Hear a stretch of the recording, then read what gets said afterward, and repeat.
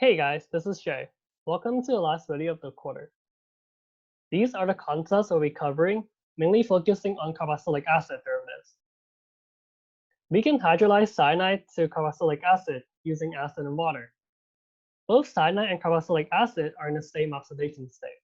I won't go too far into the mechanism, but here's the mechanism from Dr. Castleman's slide.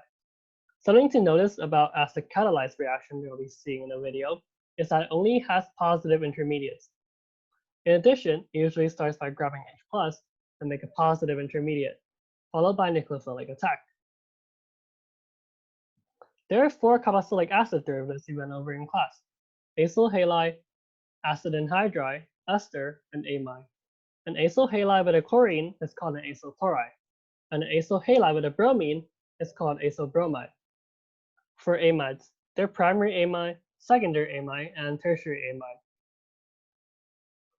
Carboxylic acid derivatives have different reactivity. Acyl halide is the most reactive, then acid anhydride, ester, and amide. A way to approach this is that which group that replaces the OH in carboxylic acid can make the carbonyl-carbon more electrophilic. Acyl halide is reactive because halogen is electron withdrawing. It can pull electron density away from the carbonyl-carbon. Let's take a look at this resonance structure. The chlorine is pulling electron density away from this already positively charged carbonyl-carbon, making it more electrophilic. Within acyl halide, the reactivity goes from acyl bromide, acyl chloride, then acyl fluoride, because larger p orbital makes it harder to overlap with carbonyl p orbital, making it less stable and more reactive. Acid anhydride comes in second in terms of reactivity, because this blue box group is a gut-leaving group, and that makes the carbonyl-carbon on the left more electrophilic. Ester has an OR group instead of an OH group in carboxylic acid, and this OR group can donate electron density into the carbonyl-carbon, which makes it less electrophilic because it is already getting electron. Amide has this NR2 group instead of an OH group in carboxylic acid. Similar to ester, the NR2 group can donate electron density into the carbonyl-carbon, which makes it less electrophilic. It is also the least reactive out of the 4 carboxylic acid derivatives. Here is another way to memorize the reactivity of these 4 carboxylic acid derivatives. All of the carboxylic acid derivatives replaces the OH with a group, and if that group is more electron withdrawing, that carboxylic acid derivative is more reactive. In order of reactivity, acyl halide, anhydride, ester, and amide. For instance, acyl halide replaces the OH with a halogen, and ester replaces the OH with an OR. Since halogen is more electron withdrawing than OR, acyl halide is more reactive than ester. There are 2 ways of nucleophilic acyl substitution. Let's start with the more common one, addition-elimination with a tetrahedral intermediate. The mechanism starts by having a nucleophilic attack on the carbonyl-carbon, then the pi bond goes up, forming an oxyanion. Then the oxyanion uses its lone pair to reform the pi bond, kick off the leaving group. The other way to do this is elimination addition via oxonium ion. So elimination happens first and kicks off the leaving group, forming this oxonium ion. Then the nucleophile will come in, attack it, and convert it back to a carbonyl. A way to memorize the carboxylic acid derivative reactions that convert them into one another is the reaction river, something I found helpful when I learned it.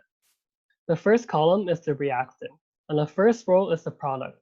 The boxes in the middle show what reagent is needed to convert the reactant into product.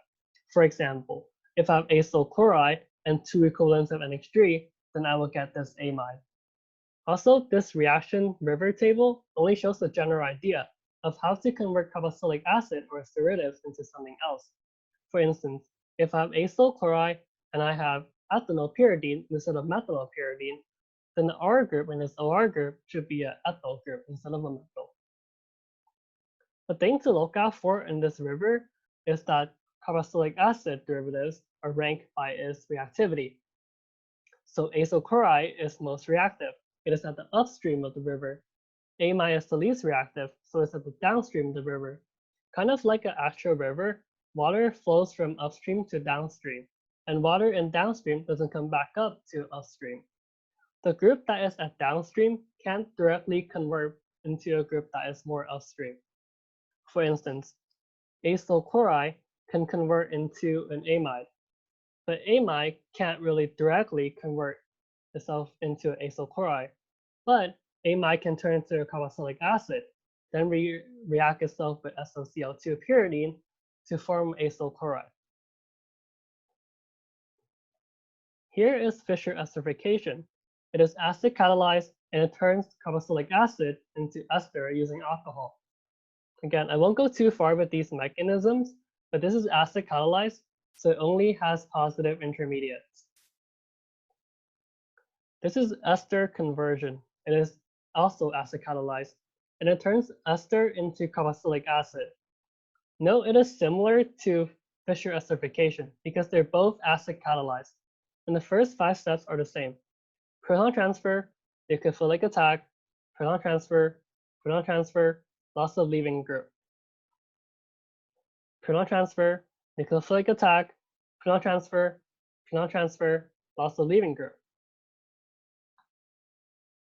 It is important to recognize mechanisms of pattern and reactions by functional groups.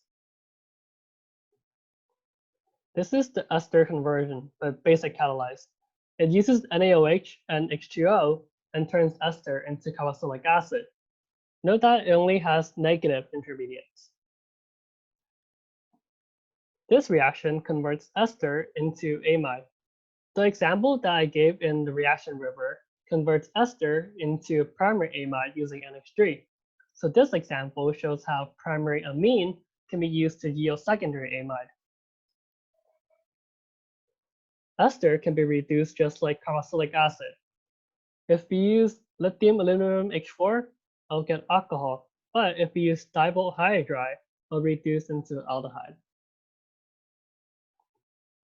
Amide is the most downstream of the reaction river, but it can convert itself back to carboxylic acid using H+ and H2O. Finally, last reaction. So cyanide can be converted into ketone using Grignard reagent. Thank you guys so much for working with us in the past quarter, and it has been a pleasure to be your SI leaders. Melina and I wish you guys the best in your future endeavors. Thanks once again.